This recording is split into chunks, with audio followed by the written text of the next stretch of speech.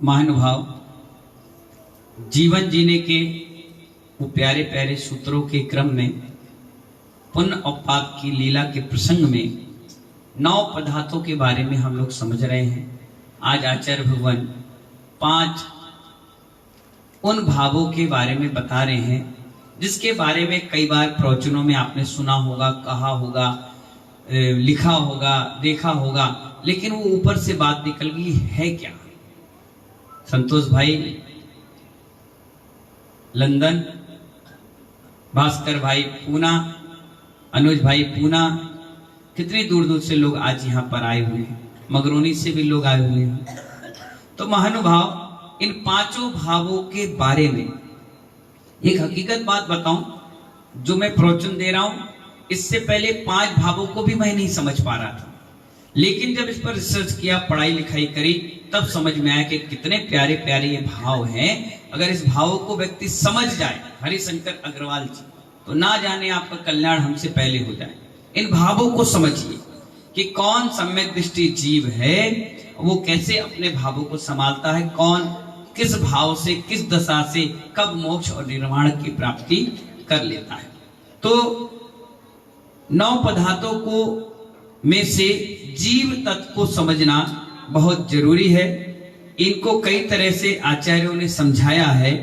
इस जीव को जानने के लिए 5 भावों को भी जानना जरूरी है। किसको जानने के लिए? काली किसको? जीव तत्व को। अभी 9 पदार्थ में जीव तत्व का वर्णन चल रहा है, और जीव तत्व में भी सबसे पहला, 9 पदार्थ में भी पहला तत्व है जीव। और जीव को समझाने के लिए, जीव यानी आत्मा को समझाने के लिए उसके 5 भावों को भी समझा रहे हैं आचार्य। कितने प्यारे तरीके समझा रहे हैं। पहला है औदायिक भाव। कौन सा?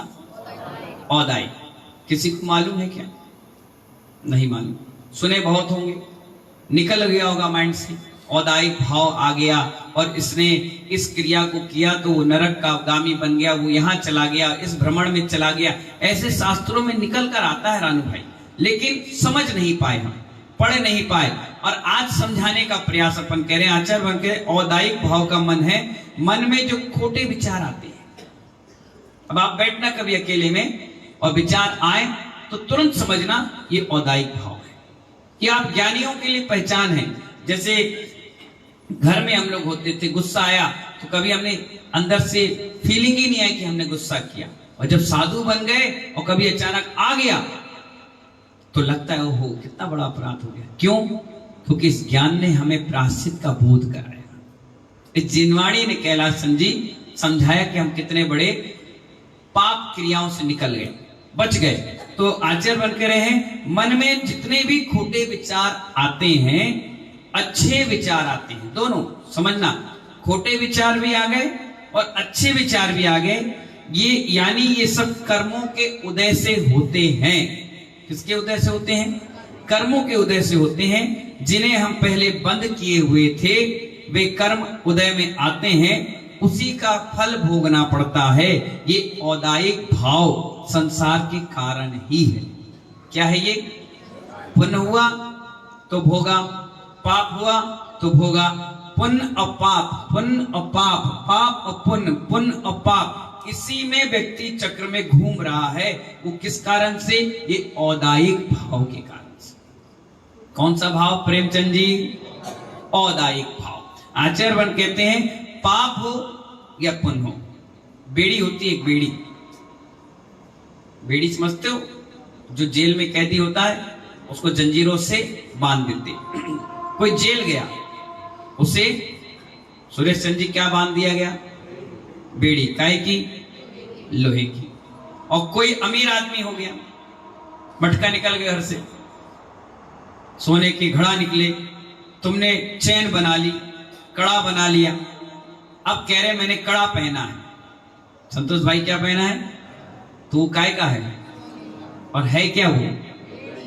पुण्य की भी बेड़ी होती है और पाप की भी बेड़ी होती है। ये दोनों चीज छोड़ने वाला ही भगवान आत्मा बन पाता है।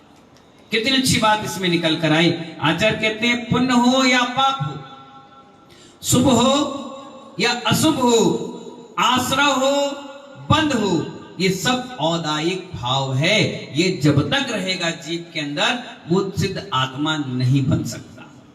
आप सोचते हो ना कि पुण्य पुण्य कमा लो, नहीं, पुण्य कमा तो लो भगवान बनने के लिए, लेकिन जिस दिन भगवान बन गए उस दिन इस पुण्य को भी छोड़ना पड़ेगा। और धनतेरस के दिन यही तो हुआ, भगवान महावीर स्वामी ने उस पुण्य की क्रिया को भी छोड़ दिया था जो समोसरण के रूप में थी। इसीलिए उसको धन नहीं, धन्य है ये तेरस के नाम से पहचाना गया। हाँ, धन्य है ये तेरस, जिस दिन उन्होंने योग निरोध की क्रिया की और 2 दिन के बाद उनको निर्माण की प्राप्ति, उन्हें सारी चीज छोड़ दी, समोसरण की लक्ष्मी को भी त्याग कर दिया। तो ये कौन से भाव हो गए? औदायिक भाव, औदारिक नहीं, औदायिक भाव। शुभ भी, मगरोनी वाले बाबू, शुभ भी और अशुभ भी, दोनों क्रियाओं को क्या कह दिया? औदायिक। खोटे भी और अच्छे विचार आ रहे हैं जीव के अंदर, वो औदारिक भाव। दूसरा है औपसमिक भाव। कौन से? औपसमिक भाव। ये भाव कैसे हैं? अभी आप लोग बड़े शांति से बैठे, बड़े ध्यान से सुने, बहुत गहराई की समय साथ की बात है, इसको हल्के में मत ले जाइए।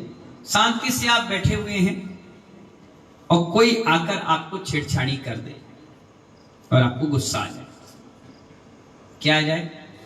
गुस्सा आ जाए। संजय भाई समझ रहे हो? करियावटी, आप शांति से बैठे हो और आपको कोई कुछ बोल दे, छेड़ दे या उंगली कर दे या बात पर में कुछ कमेंट्स कर दे और महेंद्र भाई आपको गुस्सा आ जाए, तो आचार्य कहते हैं अब आप ही मन कहोगे, अभी प्रवचन में बैठे हैं, बाहर निकल, टांग हाथ तोड़ देंगे तेरे, पढ़ा के तो महाराज है इसलिए हम कुछ बोल नहीं रहे, छुटाइए खींचते। ये क्या हो रहे हैं? परिणाम हो रहे हैं, औपसमिक भाव है। क्षणिक आए और चले, गुस्सा आया और चला गया। अभी तो आ ही रहा था और या जा ही रहा था, अब तो आया और चला गया। किसकी तरह? बिजली की तरह, खड़ाक से आई, जिसको निपटाना था निपटाई और नहीं निपटाई तो चली गई, आप बच गए। तो ऐसी गुस्सा है। आचार्य कहते हैं मन ही मन कहेंगी बाहर निकलो, फिर मैं देखता हूं। और थोड़ी देर बाद शांति से बैठ गए और औसमक भाव है, जैसे बारिश का मटमेला पानी लाल रंग का हो जाता है। जब बारिश होती है ना तो धूल में पानी कैसा हो जाता है, जबकि गिरा कितना सुंदर है, बिल्कुल पवित्र है, लेकिन मिट्टी के संपर्क में वो मटमेला हो गया, उस मिट्टी के कण उसमें घुले हुए हैं और उसे पानी के गिलास में लेकर के हल्की सी फिटकरी डाल दो तो पानी में वो घुली हुई है, इससे मिट्टी नीचे बैठ जाती है और ऊपर अच्छा पानी आ जाता है, मगर नीचे मिट्टी कण बैठे हुए हैं। ऐसे ही धर्म ध्यान कर रहे हो जब तक कर्म का आश्रय बचा हुआ है, और जैसे ही आप धर्म ध्यान छोड़े, मिट्टी का कण ऊपर आ गया। आचार्य कहते हैं इसे औसमिक भाव कहा गया। कुछ क्षण के लिए आपने अपनी कसाय भाव को दबा लिया, कुछ धार्मिक क्रियाओं के कारण, धर्म ध्यान के कारण, सामायिक के कारण, जाप के कारण औसमिक भाव आ गया और फिर तुरंत वापस उसी ओल्ड स्टोरी में जीवन जीना चालू कर दिए। यानी ये जीव पहले औदारिक भाव में था, फिर औसमिक भाव में आ गया, तीसरा आया क्षयोपसमिक भाव। कौन सा? मालूम? 66 सागर तक ऐसे भाव होते हैं। कितने? नरक में कितने?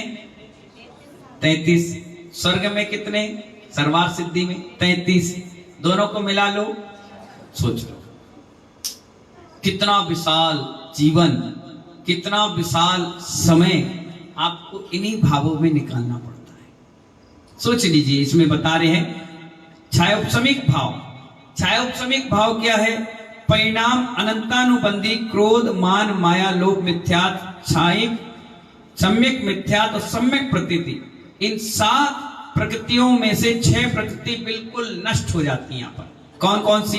अनंतानुबंधी क्रोध, अनंतानुबंधी मान, अनंतानुबंधी मायाचारी और अनंतानुबंधी लोभ, मिथ्यात्व, सम्यक मिथ्यात्व और सम्यक प्रकृति। इनमें से 6 यानी सम्यक मिथ्यात्व तक नष्ट हो चुकी होती है और सम्यक प्रकृति रहती है बस। तो आचार्यवन कहते हैं 6 तो बिल्कुल नष्ट हो गई, कौन से भाव में? छायोपशमिक भाव में।